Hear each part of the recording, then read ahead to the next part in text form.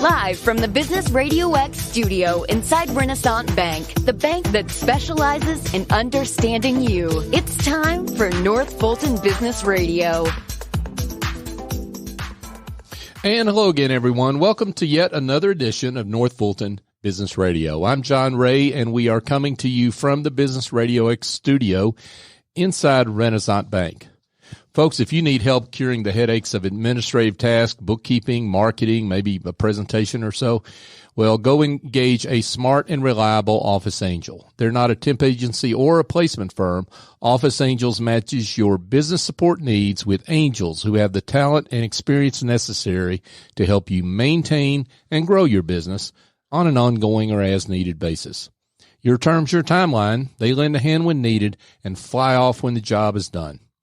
Find out more at officeangels.us or call Chief Executive Angel S.E. Escobedo at 770-442-9246.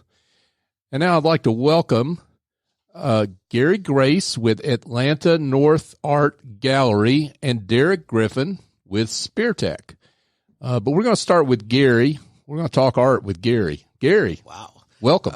I'm first. Yeah, bring it on, man. Well, hey, my name is Gary Grace, and I own an art gallery called Atlanta North Art Gallery. But you can call me Hat Cat John, please, if you don't mind. I would love to call you Hat Cat if you'll tell me where you got that nickname. Well, my wife gave me that nickname.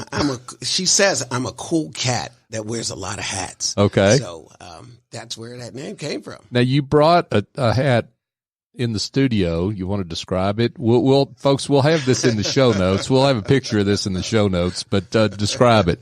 Well, the hat is a top hat because I am the cool cat named Hat Cat. And so during exhibits, I wear my top hats, and people can find me quite easily. I kind of, some people say it looks like Abraham Lincoln's hat. It's pretty tall, but this hat I have here today is really short. So I do have a really tall hat, top hat. You've got you've got not just a hat, but a personality to come with it, right? I mean, yes. I love it. I love it. Yes. Bring it on, Gary. I like it. Now, tell us about you. What inspired you to become an artist? My mother was an interior designer and a decorator, also as well as a upholsterer. And so, and also in high school, a friend of mine, Josh Geldridge, we attended school all the way from grade school to middle through high school. And Josh used to draw a lot of the comic book figures. And my mother was an interior designer. I used to look at her art. And actually, those are the two people that inspired me to become an artist. That's wonderful. Now, tell us a little bit about the kind of art that you execute yourself. Well, my style of art, it derived from the landscapes of Pittsburgh. We had, that's where I'm from, in Pittsburgh, Pennsylvania. And at that time, there were, of course, you guys may know that there was a lot of steel mills there. So I would look at the steel mills as they decayed and they closed them down. And it inspired me to create this brand of art, which is, industrial abstract. Now, that's interesting. So unpack that a little bit. Industrial abstract. Well, it's abstract with sharp lines that run through it. So this painting I created, and I knew it came from New York City. So I was looking at the skyscrapers as I was taking photographs, and I saw these tall, towering buildings. So I said, I think I got something here. So I went home and I created this massive piece, and it's called Gothic Steel. And that piece is on my website, so you'll be able to see that. It might not be, I'll take that back, but it's in the gallery. Gotcha. That's pretty good because folks will have to come out to the gallery to see it. Yeah, please do. Yeah, please right. Come to the gallery, please. and we'll direct them there in a second. But so really, what you're doing is, Gary, which is pretty cool, is creating beauty out of something a lot of people don't see beauty in. Yes. For me, everything is art. And if you believe in the creator has created everything. And so I look at every and anything as art, all the way down to an amoeba. If there's a structure, and it was designed by the creator, then it's art, period. I love that philosophy. Gary Grace, he is with Atlanta Art North Gallery. Now, Gary, what provoked you other than maybe needing more room for your art, which is I could see how that would be a motivation, but what motivated you to open an art gallery? Well, I started, my first art gallery was in Roswell 24 years ago. It failed miserably. I picked the wrong location, and location is location, and I picked the wrong location. So this time around, we have rental property, and I put my art gallery in this rental space. The rental space quickly filled up. So then I obtained a warehouse, which is over there at Peachtree Corners, right off of Peachtree Industrial Boulevard. So I needed this space to create these giant pieces of work that I have. And now, I almost filled that place up too. Really? Yeah. Already? Yes. You've been open how long? Actually, I've been in the place for 7 months, but the grand opening was 6 weeks ago. Gotcha. And so you've already filled up the place. Yes. Okay. Well, so we need to get folks out there to buy some art so that we can create some more room, right? Yes. They can also lease the art as well. So you don't have to purchase it. So if you're staging, whatever it is that people stage, if you're a movie director and you need to put pieces in your set, you can also lease the space, lease my art as well. Oh, cool. Mm-hmm. Cool.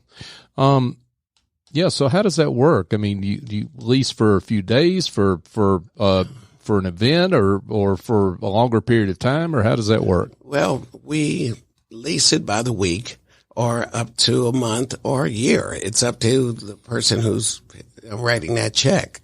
I say that check, you can lease it for 2 years if you want. Gotcha. I'd like to have it back. Of course. We're speaking with Gary Grace, and Gary is the owner of Atlanta North Art Gallery. So what do you enjoy about owning a gallery? Because that puts a business angle on something that's kind of a personal passion. And a lot of people do that with their business, whether it's art or, working on laptops or whatever. But you're, how does that work for you? Well, first of all, my gallery is pretty unique. My wife and I own a business called IBEX IT Business Experts. And so we're a technology family. And so we use technology to help make it easier for me not to be there. So this is what you don't know, John. Oh. It's completely automated. So you show up at the door. If you're a buyer or a designer or a collector, you come to the place, and we can be in a different city, state, country, and I can let you in through the maglock system. So I see you ring the bell or you push the button that calls me. And if you're part of my database, I will let you in. So you walk in. I have already disarmed the alarm. The lights as you walk in automatically turn on. And there's face recognition cameras throughout the entire place. So I can talk to you from every room in the gallery. And as you look at pieces or say, I'm interested in this, well, I'm looking at you through the phone, and my little robot cameras that are kind of creepy. They're kind of creepy. Yeah. They just track you around the room, and I talk to you. Wow, that's awesome. And then you leave, and the door locks automatically, and the lights time out. Wow, that is pretty awesome. So you can conceivably go to your gallery pretty much anytime. Yes. I can get you on the phone, right? Yes. Wow. Now, you're both an artist and a photographer. Yes. Tell us a little bit about the interplay there. Well, for me, art is everything, and everything is art. I love doing photography. It's really one of my first loves. I just love it. And I'm a landscape photographer, so I find beauty in just about everything. So as I'm walking along, if it's with my cell phone or with my camera, I am snapping photos.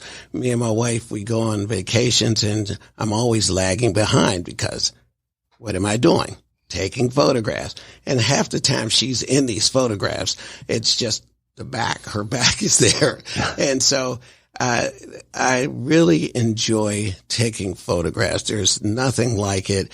And so when I'm teaching people how to take shots, I tell them this: a shot, take the shot. If you see the shot, take the shot. Don't hesitate, because the light may move. You'll come back an hour later and it just doesn't feel the same. So you see the shot, everyone, take the shot. I like it. Now, Gary, you have been pretty open and honest about the fact you're dyslexic. Yes. And talk about how that having dyslexia has affected you along your journey, and what you've learned out of that journey. Well, being a dyslexic person, it's a form of handicap.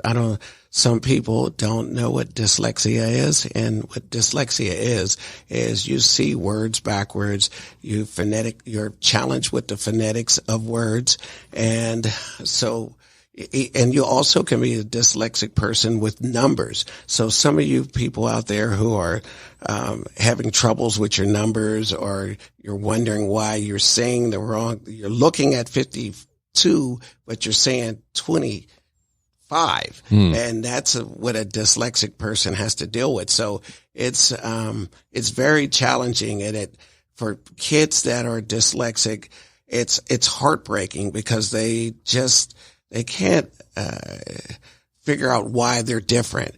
And no one can see this handicap, because it's not nothing you could see. So then they get confused with people that are, they think that they're illiterate, but that's not the case.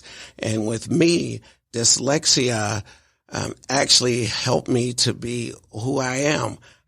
If I was not dyslexic, I would not be who I am today.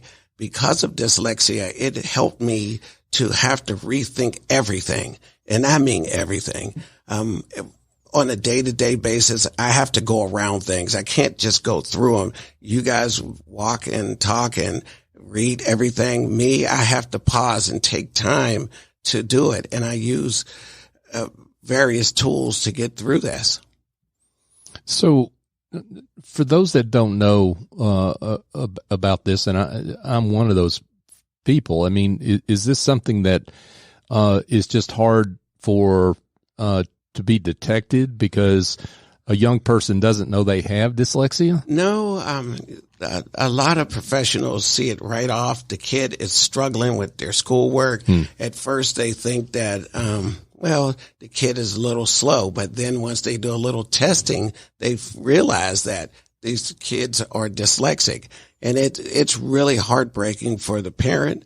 It's troubling for the kid. The kid is struggling. Oh my God, every single day. It's heartbreaking. You have kids that'll tease them. You have kids that will say stuff. Like, for example, when I was younger, somebody would say, spell Mississippi. Well, I knew how to spell Mississippi because I could remember it was pretty easy.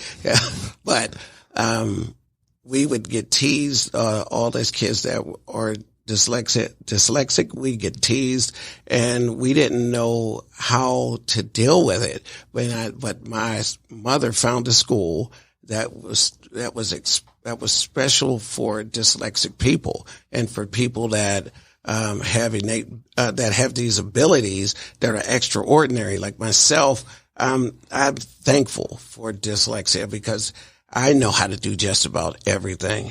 I'm not bragging on myself, but dyslexia it helped me to have to figure out things. So I put stuff together, that come in say I purchase something from the store.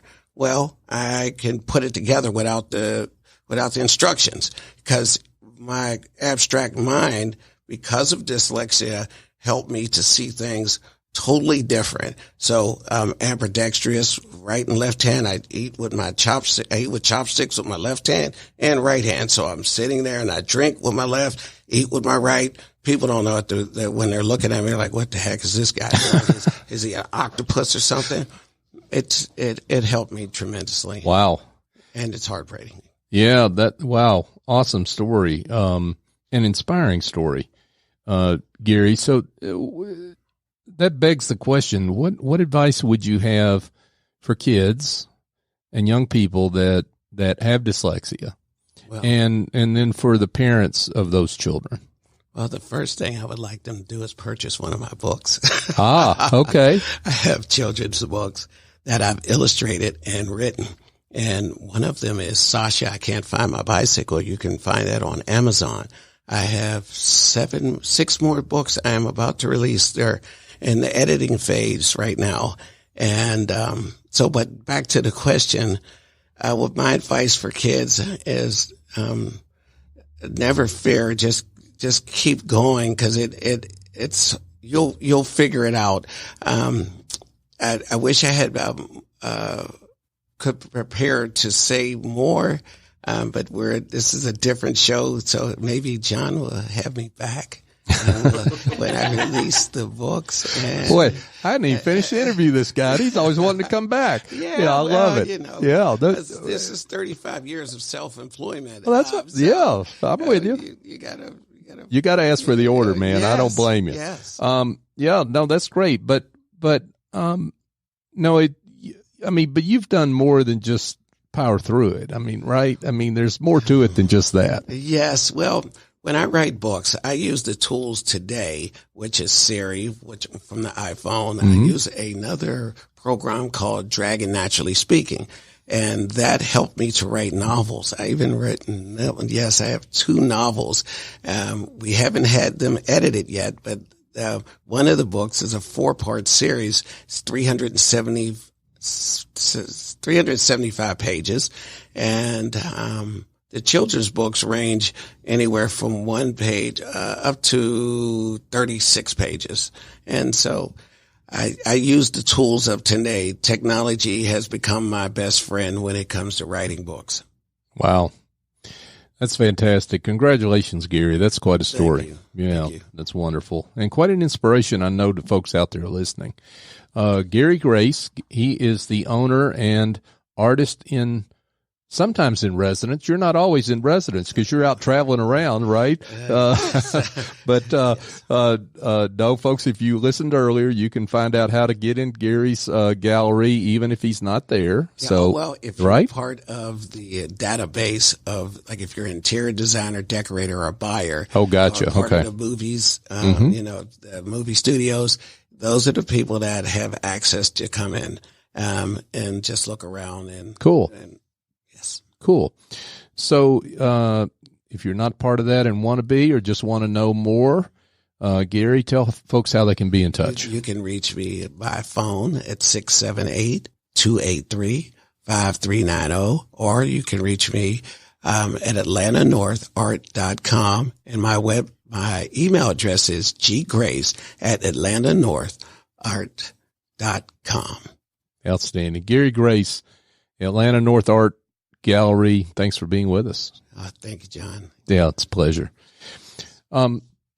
Folks, you're connected today more than ever, whether it's your family or your friends or your life. Renaissance understands how you bank, offering the mobile banking services that you need. And Renaissance also knows that sometimes you need to speak to real people with real answers, and that's why Renaissance has more than 190 convenient locations throughout the South ready to serve you. For more information, go to renaissancebank.com. Renaissance Bank, understanding you, member FDIC. And now we turn to Derek Griffin, and Derek is the president and owner of Speartek. Derek, welcome. Good morning. Glad to be here. Glad to have you here. So tell us all about you. Tell us about Speartek. Speartek has been around for about 20 years. We're based in Atlanta. Offices are on the backside of Georgia Tech. Our company, our sweet spot, what we're best at is building B2B or business-to-business websites That's typically an e-commerce website for a company that is a product wholesaler or distributor. They might be a manufacturer, might be an importer. The industry doesn't matter, but we do a lot with people that are at the Gift Mart in Atlanta, whether they're based here in Atlanta or based on the West Coast. Oh, you mean the merchandise mart, right? Yeah, Yeah, Gift okay. Mart, merchandise Yeah, mart, just to be apparel clear. mart. Yeah. Okay, So, cool. That's one industry we're heavy in, as well as industrial products, promotional products, branded merchandise, those kind of things. Okay, Derek, I hate to break this to you, but there's lots of folks out there doing e-commerce websites, right? Very aware I don't of that. need to tell you that, do I? Tell us about how you're different. So you're absolutely right. There's a lot of even do-it-yourself platforms or firms that will use what I would call sort of open source systems like Shopify, BigCommerce, WooCommerce. Those are the big three, if you will. Those platforms are really geared towards consumer e-commerce. We specialize in wholesale or business-to-business e-commerce, and we're the only platform that's built for the unique needs of selling wholesale, whether that's different price levels depending on the customer or having to buy in case quantities because you sell a dozen at a time. Whatever those business rules are, those are things that our platform handles. We also work with companies that are usually a little bit larger than a retail operation, so they might have revenues of 5 to 50 million.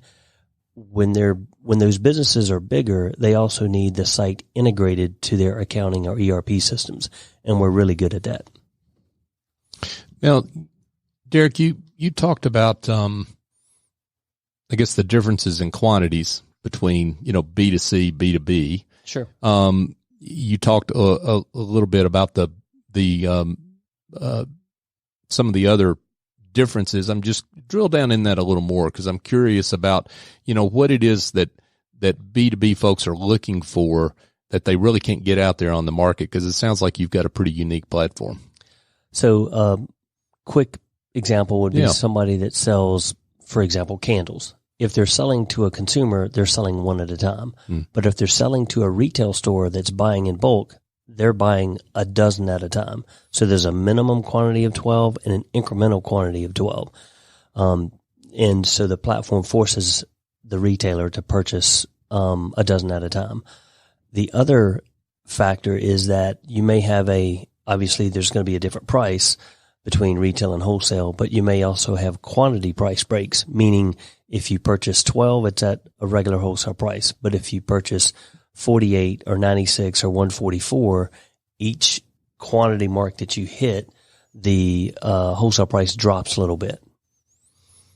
And the integration, particularly into the inventory system, it sounds like that's something you accommodate. We do. So in a wholesale world, showing your inventory, because the store that's buying it needs to refill their shelf. Sure.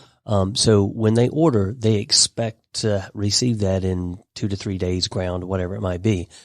So showing what your inventory levels are is important. So we've got quite a few clients where we pull that data from their accounting or ERP systems once an hour. And we also transfer data the other direction. So when an order happens on the website, it feeds into that accounting or business management system so that nobody has to key the order in. Oh, wow. That's awesome. Derek Griffin, he's with Speartek. So, talk about your experience, maybe just within your company or your prior professional experience, and how that contributes to the success of your clients. Sure. So we've been around for 20 years, and we've got a ton of experience primarily with wholesale companies. So we've seen a lot of different unique needs from business to business. In a past life, I was a CPA for 7 years in public accounting, worked almost exclusively with closely held businesses, and then I took a jump out of tax season and was a CFO of a $20 million manufacturing company. I understand the business needs of a company far more than like a freelance web developer or a marketing agency, because I understand how things need to happen from an accounting standpoint. That's pretty awesome, and that is pretty unique because most web developers don't have that experience at all, right? They to say the least. They kind of gloss over when you start talking about wholesale rules and, oh, this company needs to pay with a purchase order, but this one pays with a credit card. They're like, I don't know how to do that. That's awesome.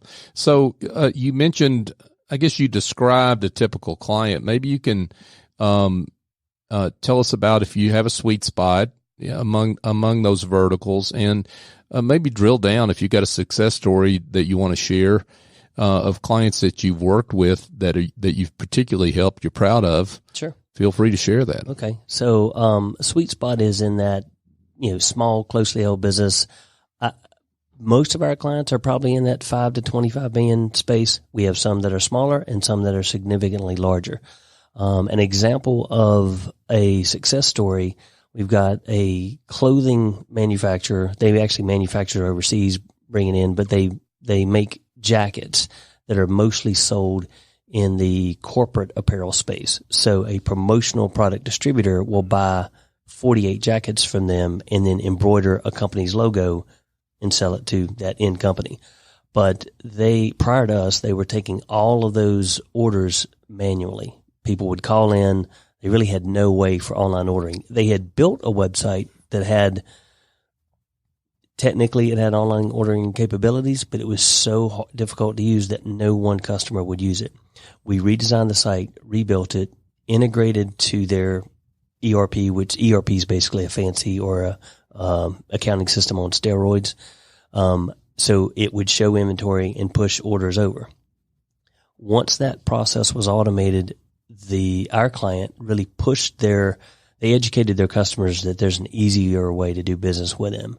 Within 6 months, 60% of their transactions were going through the website, and the website was handling more orders with nobody having to touch them than 2 of their full-time, full payrolled staff.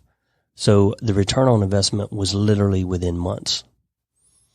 Well, that's awesome because there's a lot of website developers that might struggle to show ROI, and you have no problem being able to do that, it sounds like. Absolutely. We even have an ROI calculator on our website, and it looks at the project from 2 different calculations. One is, if you're a $5 million company and you get even a 2% bump in revenue just because you look more professional and are easier to do business with, you look at your product margin, and it's easy math. And then you can also look at how many orders are now happening or going through your system automatically without having to have somebody key it in. And there's some operational cost savings there as well. That's awesome.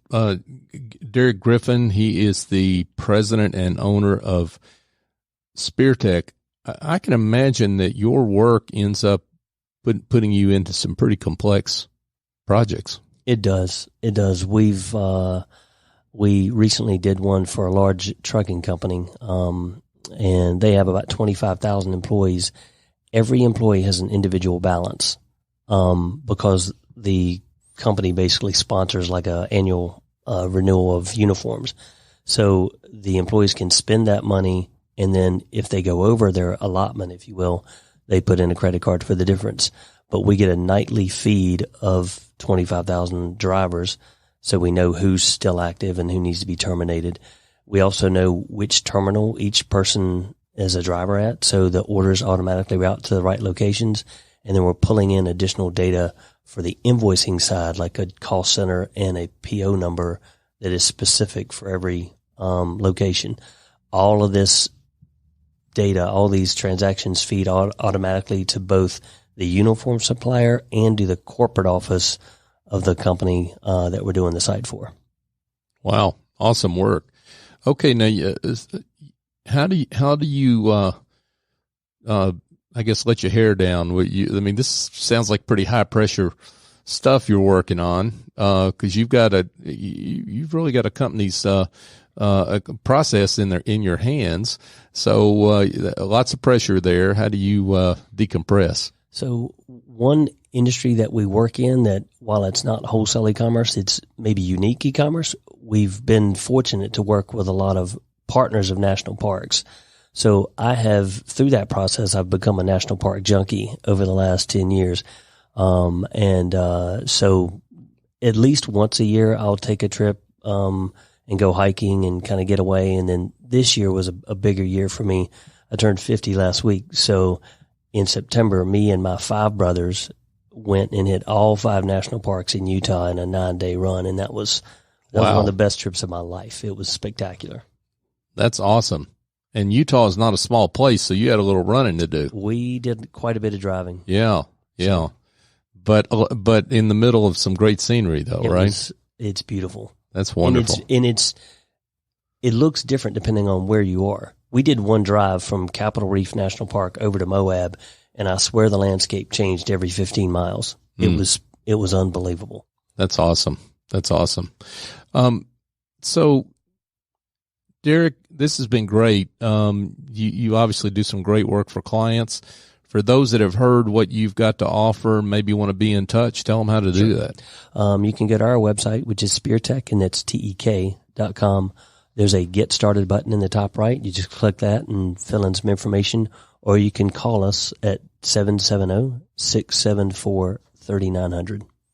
Derek Griffin, he's the president and owner of Speartek. Thanks for being with us. Thanks for having me. Absolutely.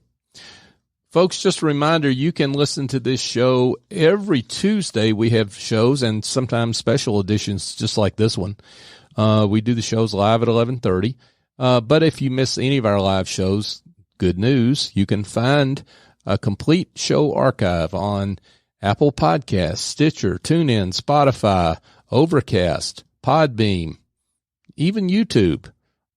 Your favorite podcast app. I have yet to have anybody stump me on a podcast app they can't find us on.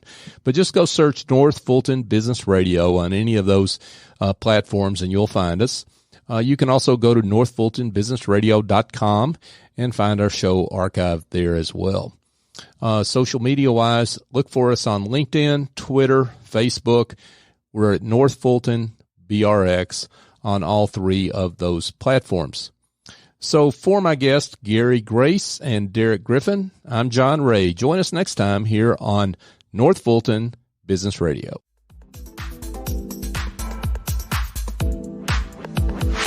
Renaissance Rewards Extra is the checking account that checks all the boxes. Roadside assistance? Check. Cell phone insurance?